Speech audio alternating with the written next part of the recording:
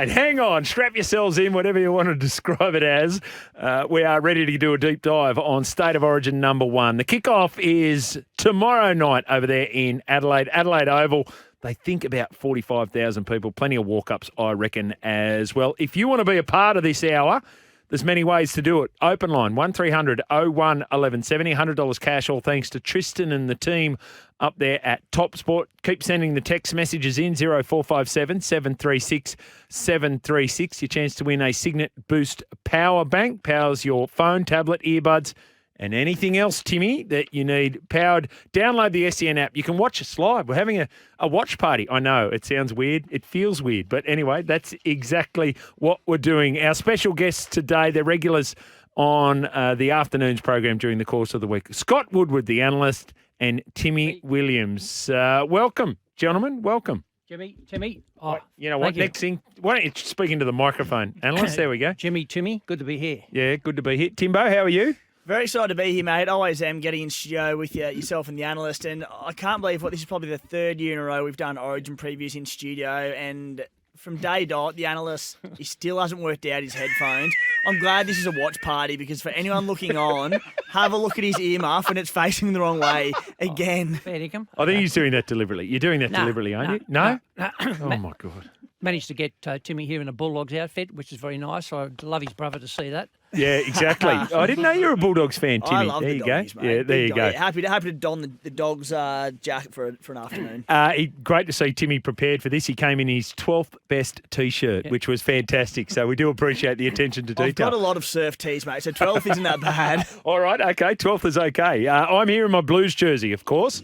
Neutral call tomorrow, not so neutral today, I would think. So we're going to, this is coming in from the Pearl, and it's amazing, Pearl. You must listen to this program very closely. I'm assuming we are going to get a live Origin-based, what the? Yes, we are. And he's also saying, Tim can say, Timmy, after your name, which is optional. Tim, you don't have to do that. So without further ado. And now it's time for Ooh, yeah, sail a little close to the breeze there, I know, Timmy. So you are actually going to participate in this as well. What the number 1, Tim? First time, mate, and I'll start off with Nathan Cleary in doubt for State of Origin with a gum injury. Please. I certainly have sympathy for him. I bet his mouth hurts and I bet he's doing it tough and his chat might not be great, but no, he's not missing Origin for a bloody gum injury. So what the? There you go. Now, analyst, before we get to what the number 2, you actually can add something to that too because you've been distracted by a toothache. More than a toothache. I had a tooth extraction yesterday. And it set my personality. I hope Nathan has a little bit more personality than what I've had the last couple of days. Okay, is it going to? If it's the same, we don't know if it's the same. But he'll be fine. He'll be. If you can get through this show, then he can get an Origin game. No, if we can get through this show. Anyway, what the number 2? Okay, we are playing the State of Origin in a city that doesn't give a stuff about rugby league. What the? You know, I was looking at the crowd last time they played in Adelaide, which was first game 2020. That game, of course, won by Queensland, 18 points to 14. 25,000 people turned up, but that was COVID restrictions, so that they could only half fill it. But so 45, they're trending in the right direction, I would have thought. Anyway, what the number 3? What the number 3, getting a bit more footy nitty-gritty, and the same one we had this time last year. Tom Dearden, 18th man for the Maroons. I still don't see the logic in it. When you've got a bloke who can only play one position, you've got a bloke in your team at number 9 who can cover halfback already. What the? Okay, so if he's not your Queensland number 18, who should be? I would go with a utility player, someone who can cover numerous positions, not Tom Dearden who can, like, put it this way, if you had... Say you had Ben Hunt as a sole hooker or Harry Grant as a sole hooker, I'd get it because he's there to cover the halves. Sure. But they've already got a halfback covering there. I don't see what that offers to that side. And we had the same conversation last year, and I'd love to hear Billy Slater's thoughts on it because I guarantee there's logic behind it somewhere. I just have no idea what it is. Christian Welsh, 19th player. So remember, the 18th player doesn't automatically go in. It's depending on who the player coming out is, but... There you go. That's a good one. What the Analyst? What the number 4? The State of Origin brands are the Maroons and the Sky Blues. So why are we wearing navy? What the? No. Stop getting caught up with this. It's ridiculous. Who cares? It's a brand. I'll tell you what. Here's the brand. point. I was thinking about it this morning. Have a look at you. Yeah, exactly. Sky Blue. They're the New South Wales Blues. You made up Sky Blues. You've inserted that like your tooth was extracted. So it goes like this, right? If you've got a new spot, here I am sitting in. I came in today thinking, right, I'm going to wear something for this special edition State of Origin deep dive. I went to the cupboard and I found my Blues jersey. It's got VB as the sponsor. I think it's 2016, right? Westpac have just come in for season 2022 to 2026 as the major sponsor of the New South Wales Rugby League across the Blues, the Women's, the Juniors, etc. If you want someone in years' time to be wearing a Westpac jersey of the Blues and not a VB one that they've saved from 7 years ago, then you're going to have to ask people to buy new jerseys. Buying a new jersey comes with a new design. The new design is fantastic. And from what I understand, they are walking out the door. Do not get caught up in the ridiculous rhetoric about how those players in dark blue jerseys are not representing this state. Number 5. Hang on. All right, what the number 5? What the number 5? Look, it's not exactly completely new news, but Campbell Graham, the debacle about him in and out of the team. I'm sure there was probably conversations had with Freddie Fittler, but for a bloke who was named to play for the Bunnies, he played the weekend prior. Now all of a sudden we're down a centre out of nowhere, and Campbell Graham, who I think deserves to be in the Origin arena, is not available for us. What the? Can I actually say, Timmy, based on that, having a think about that yesterday, it actually made it a lot easier that Stephen Crichton can play left, because if Campbell Graham had come into that side, just say Campbell Graham was still the 18th man and Latrell Mitchell pulls out. Campbell Graham's exclusively right. No, he's not. We've only seen him on the right. No, we haven't. Campbell Graham, Yeah, he's played plenty of left. I reckon he's played far more right than he has left. More on the right, but he's played a lot on the left for the Bunnies as well. He played on the left for the Bunnies last year. Last year? In games. Okay. If not last year, it was the year before, 100%. Okay. I think it made it easier for Stephen Crichton to go to the left-hand side. I reckon if Campbell Graham was coming in, then Freddie would have given serious thought about putting Tom over on the left-hand side. Yeah, I mean, and even so, Stephen Crichton, we know he can play left edge. He did it early on for Penrith, but he's been right for a long time now. Doesn't mean he can't go over, but... The other thing in his favour, outside him, Luai inside him, so Crichton, so that's going to help as well. So Massive. Yeah. It's massive. What's massive? Timmy's forgot about cohesiveness. Yeah. Okay. Cohesion. Stephen Crichton adds the cohesion of the side. We'll talk about it later on, but there's 8 Penrith players out of the 17 that have either played for Penrith now or have played for Penrith, and Crichton adds to that. So it's an NRL club playing against the best of Queensland. Yeah, it is. It is. It's Penrith Panthers versus Queensland, basically. Add in Payne Haas, Ed O'Carr, and Teddy.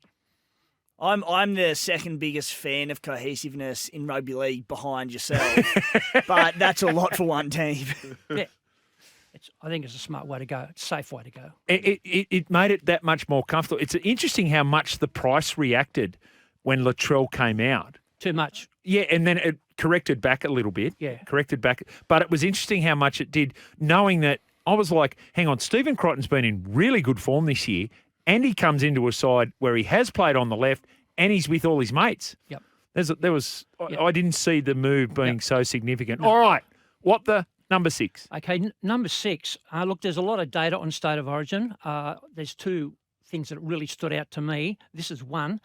19 of the last 20 Origin series have been decided by a 2-1 margin, and the last 12 Origin series have been decided by a 2-1 margin. Ooh. Okay, so that's 95%, and there's only 4 options. So that means that 2 of the options only take up 5% of the marketplace. So that being 3-0, yeah, and 1-1 draw. No? 3-0, 3-0, 2-1, 2-1. So okay, yeah, sorry. Yeah. Okay, so suggestion here for value is you pick the team that you like and you should be on 2-1 to win the series. Okay. And then save your stake on the other option. So you're taking up 95% of the probability factor over the last 20 years. So that's value based on the current market. Oh, very good. We like that. We like that. Let's just get into that. Those prices as they are now at topsport.com.au. So we talked about the adjustment and then just eased back the other way when Latrell Mitchell came out and then Stephen Crichton in. Queensland, they were as much as $2.25 a week ago. They're in now to $2.02. New South Wales out from $1.65 to $1.81. The line is 1.5. The overs and unders, it keeps tightening up. The line now is on the overs and unders 36.0. So any thoughts on that, Timmy? Line-wise, I think Latrell came out. I'd be happy to have it pretty well $1.90 a piece. I just think the fact that there is the neutral venue, I think you've got two very explosive benches, forward packs that you could make an argument for either. Both got superstars in the halves, stars at fullback. So, I mean, I don't have a strong lean to either side. If Latrell was playing, I would have definitely had the Blues as favourite, and I think he's worth that, whatever the swing was. But yeah, I think they're pretty close to it. Okay. Yeah, look, two of the last 19 Origins have been decided by 10 points or more. So what I'm saying is, game one in an Origin series almost always is decided by 10 points or under. So whoever's going to win from a probability factor will not be winning by very far. It won't be a blowout. I had a look at that because my best bet option is exactly around that. Yep. And so I had a look at the last, down to 2016. So the only outlier to this where more than 34 points have been scored or the margin has been greater than 10, we've only got two games. Game 1 of 2017, New South Wales went to Suncorp Stadium and won 28 points to 4. They then went on to lose the series. And then game 1 of 2021, which was played at Townsville, is a bit of an outlier because of the way the game was refereed at the time. But New South Wales, with Latrell and Tommy T in the centres, absolutely blew Queensland apart 50 points to 6. But beyond that, low scoring, tight games. And Adelaide, we mentioned that game at Adelaide, game 1 2020, New South Wales 14, Queensland 18. So that's where it sits at that one. What about some of the other things that have been mentioned over the course of today? Not sure if you're across the news, but Hamiso Tabuai-Fidow has been moved from the right side to the left side by Billy Slater. Valentine Holmes switching over. What did you make of that, Timmy? So Val's gone to the right side. Correct. I think that's directly to do with Latrell Mitchell being pulled, isn't it? I think, so originally it would have been Val Holmes put on the right to defend on Latrell Mitchell. I think when Latrell Mitchell was pulled, Val Holmes plays left at Clubland, so I reckon he's gone back to the left. No, they're saying that originally Val was on the left. They're saying now Hamiso is going to go over to the left and mark Tom Trbojevic. Okay. And that Valentine Holmes is going to the right to go on Stephen Crichton. That is the now that might change, but that is the latest we had out of the Queensland side. Because we've heard mixed things. Because apparently they play have an opposed session with Ipswich, was it, during the week, and Ipswich put a number on that edge with, and I thought that was Val on the right, but it chops and changes. I mean, look, they're probably looking at what happened in when was it? 2021 Game 3 when Hammer came in and did a job on Tom Trbojevic. So that is the right, yeah. So we're looking at Daly Cherry Evans, or on that right side again, we've got Tom Gilbert, Daly Cherry Evans, Valentine Holmes, Selwyn Cobbo on the side that Stephen Crichton will be on. Yeah, and Hammer on Tommy Trbojevic. Yeah. So I think they're probably looking at what Hammer did to Trbojevic in that. I know it was only one game a few years back, but as I said, that's probably the philosophy, wouldn't it be? Ipswich Jets put a couple of tries on. They haven't won a game. They haven't won a game. The Ipswich Jets, or whoever it was, the Q Cup side, that did a number on the right defensive edge of Queensland, and it had DCE absolutely blowing up. Yes, that's the story. And interesting around DCE, like you've spoken a lot about what happens around that right edge for Manly defensively. What did you make of that, or what do you make of that, Analyst? Centres switching sides. Yeah, it makes no impact on the ratings. Both the forwards and the backs, whichever side they are, has no impact whatsoever. And let me say, the ratings have improved. There's been a lot of commentary, a lot of people blowing up about Gagai not being selected. So I just want to compliment both camps for the selections of both the Blues and the Maroons. I think they've both done an outstanding job, both camps. I think both teams are enhanced on last year. Now, to the point of Gagai, let me just point something out that Billy would have looked at. In 221, he missed 22 tackles. Last year, 222, he missed 19 tackles. That's horrendous. In game 1 last year, he missed 9 tackles. Game 2, he missed 8 tackles. I mean, can you blame him for dropping him? I would have. Yeah. And his form for Newcastle was... It's similar. Yeah, Yep. exactly. Yep. Exactly. And watching him closely on the weekend, you just knew he wanted a big game. It didn't come. Yeah, he's been a great player for Queensland. No doubt. But right at the moment, couldn't tackle a wheat pick. I will say, I do think with Val being on that right edge, if you look at that edge being DCE, Tommy Gilbert, if it was going to be Hamisa Tabuai-Fidow and Selwyn Cobbo, pretty brittle little edge there, I think. So I think Val's been put over there to shore up the right edge defensively. Right. So it's not about and that's so. Here's the quote from Hamiso talking about how much confidence that Billy Slater. No, I'm not nervous with Billy bringing me into the team. That's given me a massive confidence boost. So Billy's walked up to Hamiso and sold him on. I want you to mark Tommy and shut him down, as opposed to, oh God, we're worried about out there on the right. We're going to put Val there. You know, that's just the way you sell it to them. Yeah. Speaking of selling, Mr. Quintessential says, Jimmy, lucky you're not the marketing manager of my business because you would be sacked. The exact reason you keep the same coloured jersey is because sponsors do change. Hence, a same jersey delivers brand recognition to the consumer, says Mr. Quintessential. Well, here's the thing. You offered me the marketing manager's job in your business. I wouldn't accept it, Mr. Quintessential. And get stuff. Anyway, 1300 01 1170. Keep those text messages coming in as well. 0457 736 736. Special edition State of Origin deep dive today. Download the SEN app. You can watch us live. I know. Timmy Williams, Scotty Woodward. We'll take a break and then we're back with more. Anyway, exactly. Jimmy, Wiley old dog again. I've got to agree with your partner in there. That's you, Timmy. You beauty. Campbell Graham is so much more effective on the left, and I guarantee Alex Johnson would have scored half a dozen more tries if he was on the left instead of the right, as good as Isaiah Tass is going, says Wiley Old Dog. Yeah, well, I mean, either way, Isaiah Tass or Campbell Graham, they're both blokes who don't love passing the ball as such. They're big, strong ball runners, but yeah, I think he's just as effective on the left as the right. Just tuned into the watch party. Wow, some good heads for radio. LOL, Western Sydney Eagle. Yeah, so that's what we're asking you to do. Download the SEN app. You can click on SEN TV. You'll be able to watch us live as we go through State of Origin 1. All right, I want to ask you guys, dummy half is such a key position. No one will touch the ball more than the dummy half for both these teams, right? Queensland are really well served by Ben Hunt and Harry Grant. When does Harry Grant come into this game? And conversely, for New South Wales, I've heard 3 different options that are there to cover for Api Coruscant. How do you think that will play out, Timmy? Yeah, well, firstly speaking with the Grant-Hunt combination, last year's games, for reference, Grant games 1 and 3 played 43 minutes, 48 in game 2. Benny Hunt in those games 1 and 3 played 37 and 37. He played 68 in game 2, being sort of the anomaly of those 3. I think we get pretty similar this year. Benny Hunt plays that first sort of, 25 to 30 minutes. Grant comes on the back end of the first half. He'll probably go his 40 minutes straight. Ben Hunt comes on for the last 10, 15. Do you agree with that tactic, Analyst? No.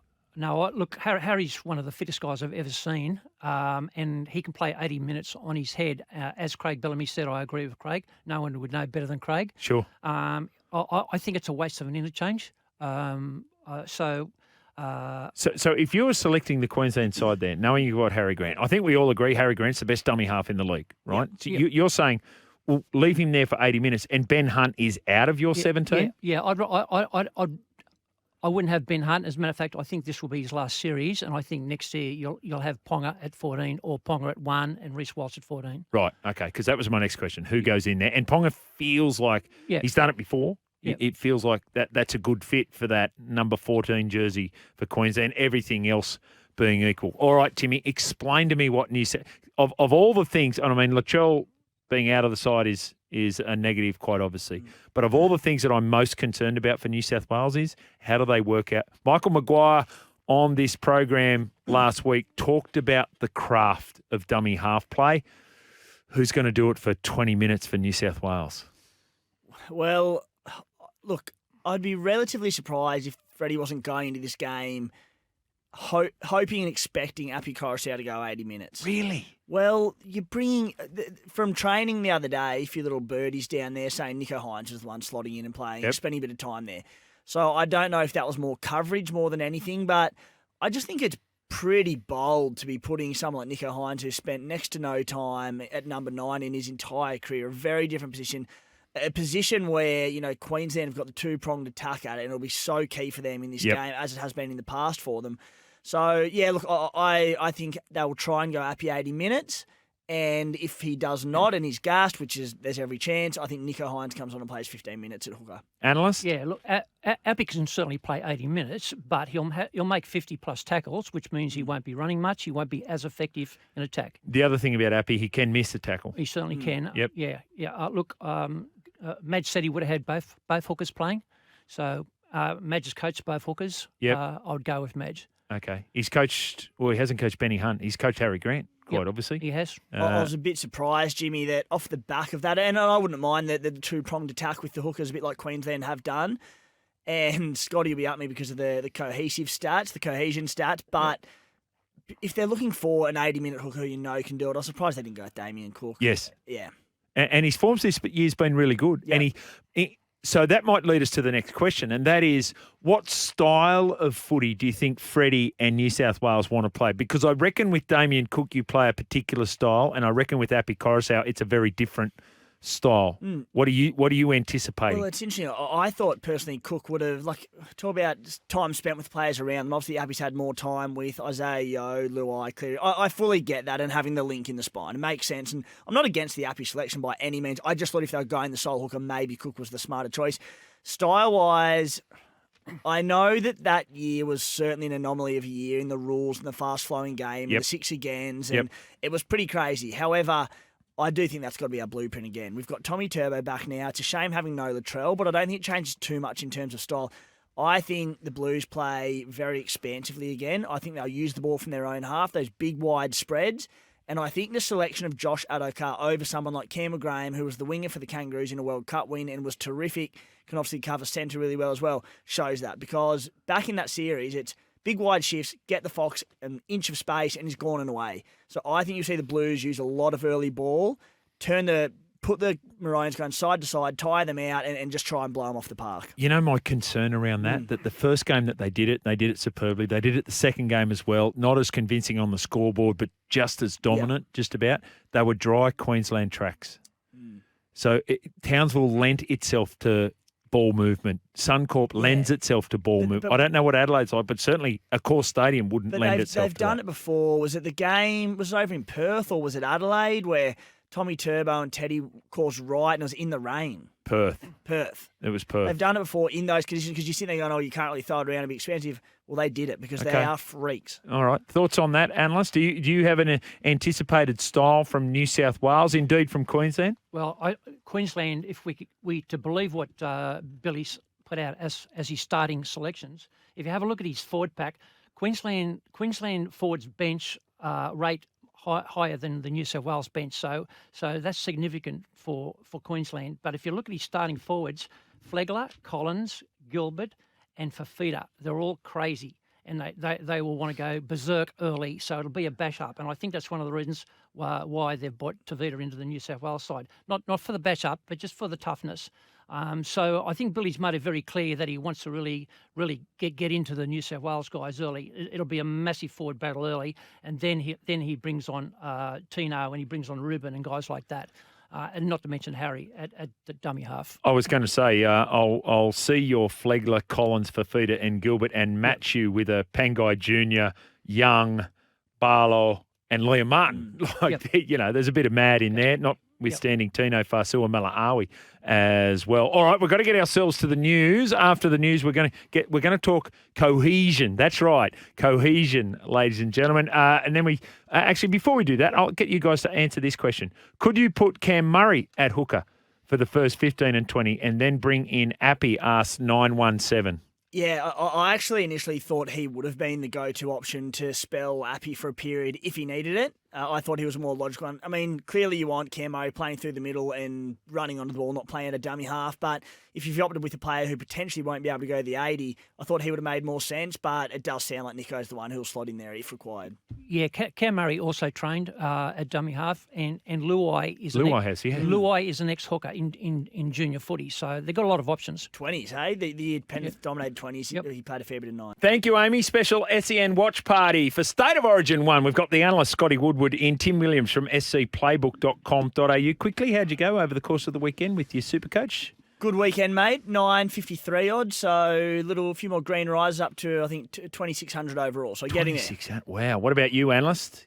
872, disappointing. Okay, Yeah. Microphone's over there. Oh, sorry, mate. Thank Yeah. you. Yep. Yes. My captain let me down. Okay. Who was your captain? Yeah, let's move on. Okay, all right. Okay. Afternoon, Jimmy. How do I get the SEN commentary and the TV to sync up tomorrow night? Because okay. Worst time of the... Okay, all right. Thank you. Dirty Eel. I'll tell you what we'll do. As the ball is kicked off in the first half, Dirty Eel, you pause your stream, have the radio going, and that's when you'll get us. How about that? That might be the best way to go about it. Now, this coming in too... G'day, Jimmy and team. Big call from the Brookvale Turnstile to criticise the right side defence of Queensland. This is coming in from the Tathra Eagle too. That's my area. Hope he brings that concern to his own defence when he returns to the might of Manly. Thanks, Tathra Eagle. So, mate, I'm a Cooma Stallion, so grew up playing against the mighty Tathra Seagulls. I was actually there at Easter. okay. One of the great parts of the world. So we want less comment about where you're from, Tim, and more comment about his comments on DCE and his defence. Yeah, well, look, defensively on that edge, I love it as a Blues fan because DCE, he defends quite tight. What people, I think, miss about DCE a little bit, and we've spoken about it on this program in the past, to his credit, he's been a little bit better this season, but his defence doesn't get critiqued to all that often because he doesn't miss tackles.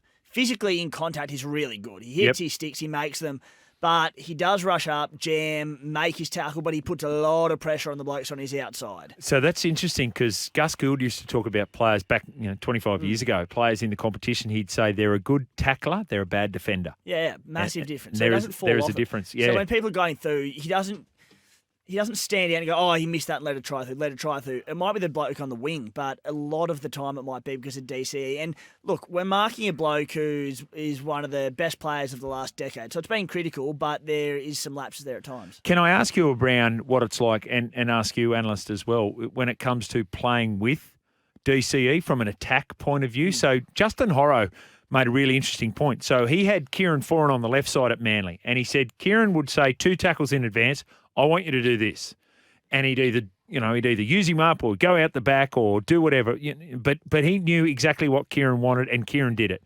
He said then he was shifted to the other side and he had to work with DCE. And he said it was so difficult because he didn't, like DCE would change and do things differently and not follow the script, and which is all well and good, but it makes it really hard for those people who are timing runs and looking to run into gaps and which ones to run into. And when you think about it from the point of view of Tom Trbojevic and what he's doing at Manly, you go, right, well, there is no Kieran Foran on the left-hand side now, and you've got DCE on the other side. So the person who's most impacted by that would be a sweeping fullback, I would think. For sure, and to touch on that, and probably more without digressing from Origin too much, but the impact of Kieran Foran and how good a footballer that bloke is. I don't have the exact numbers in front of me, but I had a look into it about 2 or 3 weeks ago. And Manly's right edge last year were conceding something like 50 to 55% of the tries. The left edge was only about 20%, the rest through the middle. That has completely flipped this season. Wow. And if you go up to the Gold Coast Titans, same thing. Last year, the left edge was conceding something like 50% and the right edge around about 20. That just flipped now that the left edge is about 20, all around Kieran Foran. How much of David Fafita's match fee should he give to Kieran Foran? At least 30%. You know what I mean? Like that's it. I do look up here, cohesiveness meaning the quality of sticking together of or causing things to stick together. The word does exist, analyst. Please talk us through your cohesion stats that you have on both teams. And that's the big advantage for New South Wales. We've already pointed out it's basically Penrith versus Queensland. They've got eight players. We'll just go through them that are either play for Penrith now or have played for Penrith. Obviously, Brian Tahu, which is the number 1 winger in the game. I think when he retires, no winger would have recorded more metres than him, and he's got a long way to go, but he's certainly on track for that. Stephen Crichton, obviously currently playing at Penrith. Jerome Luhai, Nathan Cleary, the 6 and 7 who have been in the last 3 grand finals and won the last 2. Yep. Appy was also the hooker in the grand final. Tavita Pangai played 2 years ago. If he didn't, they wouldn't have got in the grand final, in my opinion. The try that he scored against the Melbourne Storm. Isaiah Yeo, the number 1 rated lock forward in the world. And obviously Liam Martin, who I expect will play in the middle tomorrow night. So that's 8 players out of the starting 17. Quite amazing. That's their cohesive advantage. Now, Jimmy, just on Queensland, and this is where I think New South Wales will capitalise the back line. Reece Walsh on debut. Selwyn Cobbo, 4 games. Valentine Holmes has had 13 games. Murray Talagi, 1 game. Who am I missing? Hamaso Tabuai-Fido, 1 game. 1 game, yeah. Yep. So you can see what I'm talking about. So they haven't had a lot of experience. They're very young. There's and the other thing, the big thing here is Reece Walsh has never played with his spine before. So he won't know what Munster's going to do. He won't know what he's never done it before. It'll be guessing. So it'll have to be a lot of individual stuff to get Queensland home. The argument to that is that Origin games aren't like that. I mean, defensively, yes, you've got to have a connection with the players around you, but Origin games are get the ball, get it out of trouble. Invariably, and this goes back to your point about style of game from New South Wales. Invariably, there's not too many shifts. It's basically just working off your own line. You work within this incredible, 60 metre by 60 metre, and that's where all the work gets done. So the argument to that is, well, how often is Valentine Holmes going to be passing to Selwyn Cobbo with an attacking opportunity? It'll be really intriguing, won't it? And Reece Walsh, he's the really intriguing, because we know how much of a freak Cameron Munster is, but because he does jump around and bust tackles and crabs cross field, a lot of Reece Walsh's play and why he's been so successful this year, he flies out the back of just that sweeping backline block movement that we see all the time in rugby league. And he's so fast, he times his run so well that the 3-on-3 becomes a 3-on-2 like that. Yep. But running that line off Cam Munster, it's a weird thing to do because he does jump all over the place, and that's where cohesion that Scotty talks about comes into it, because he won't know the timing off Cam Munster or Dalic Evans. It is very difficult, whereas Teddy with his halves has been there and done it time and time again. So that's and he and Teddy play a different style of game too in many Very ways, different. Reece Walsh. So the other way to think about it too is that if you're thinking about that with Cameron Munster, we just spoke about that with Daly Cherry Evans. So that consistency that he gets from Adam Reynolds at the Broncos is not there in this game. Would you guys, you gave a rap to the selectors previously. Yep. Do you think they did the right thing with putting Reece Walsh in there, all things being equal with Kalen Ponga? Just quickly, I do think on the right edge with DC, Walsh, he'll play a similar enough role to Adam Reynolds on that right edge where Walsh has been so dominant this season. So I think the right edge will be okay. The left edge there with the uncertainty of, sure, it might be a little bit hard sweeping off Cam Munster, but because he does create this broken field play, well, he'll be there the second he gets a gap, boom, he's gone. I absolutely would have gone Kalen Ponga, mate. I get the concussion risk, and people say, he's only played a handful of games in 12 months, but the ones I remember, the two games, was it in Origin last year, where Kalen Ponga was almost man of the series in a couple of games and single-handedly destroyed us. Yes. He played a couple of games back. He destroyed, might have been the Titans or someone the other week. As a New South Wales Blues fan, I'm very glad Kalen Ponga's not there. Yes, I would have absolutely had Ponga at fullback, but I would have had Reece Walsh at 14 just in case. He just keeps going down, and you can't take the risk. If he goes down and you haven't got someone to back him up, it's too big a risk. The beauty of it is Valentine Holmes, Selwyn Cobbo. They've got fullbacks there that can go in and do a job. Munster. They've got 3 fullbacks in the back line. So then you would have asked Kalen Ponga to go to 6 if he was the 14 or the other way around. And then you break up what little cohesiveness Queensland have got already. So, that's right. It was just too high risk, where the big thing about New South Wales, everyone knows what everyone's doing. There's no guessing. They've got the grand final spine, the grand final lock forward. Yep. They've just got so much in their favour. And the thing I like about having Critter at centre, he'll have the crossfield kick from Nathan, and he's very good in the air. He's outstanding in the air. He's so athletic. I didn't know you knew the Penrith boys so well, Critter and Nathan. But anyway, New South Wales win this series. Would Cleary and Luai go down as the best club halves pairing ever? 2 grand finals not out, 1 Origin series not out. Greg from Campbelltown. Good one. Great radio, boys. Can you give us a 4-man anytime try scorer multi each, please? Says Johnny Shark. Well, I'll tell you what we will do. Give me some predictions here, please, analyst. I think Brian 2 is entitled to be favourite. given that he's on the side that he'll be getting really good service. So what are we saying? First try scorer or Yeah. any time? Yeah, whatever. Right. Okay. Yeah. So look, my probability outcomes. I thought that I always thought New South Wales were really good things, and all I've done since Latrell has been out is narrow the margin basically. So look, my probability outcome is New South Wales. I think I've got a 60% chance of winning, and at the -1.5, I think is a 57% chance. I think New South Wales will win between 4 and 8 points. My Wally Lewis medal winner, Yes. Teddy. Okay, now my best value is to go all up New South Wales women's the following night, Ooh. and I think it's around about $2.60. I think the women's on Thursday night New South Wales are complete morals. Okay. So you'll see the female version of Payne Haas go around, a lady called Millie Ball. She's a freak. Female Payne Haas should be delighted to be I'm hearing sure that. Millie's Exactly. stoked to hear that. Absolute legend, Millie Boyle. Timmy? Blues to win this one 24-20. First try scorer, Tom Trebojevic. Little saver on Stephen Crichton going against that edge of DCE. A few other concerns with that edge, but won't have time to get into those. Player of the series, if he keeps himself fit, Tom Trebojevic. Tommy T is your player of the series. I'm going to go New South Wales 14-10 in a low-scoring game, and I'm going to go Payne Haas as my player of the series, and I'm going to go an anytime try scorer. I want to throw two in. I want Tommy Trebojevic in there, and I want Hamiso Tabuai Fido. Gentlemen, it's been fantastic. Thanks, Thank Jimmy. you.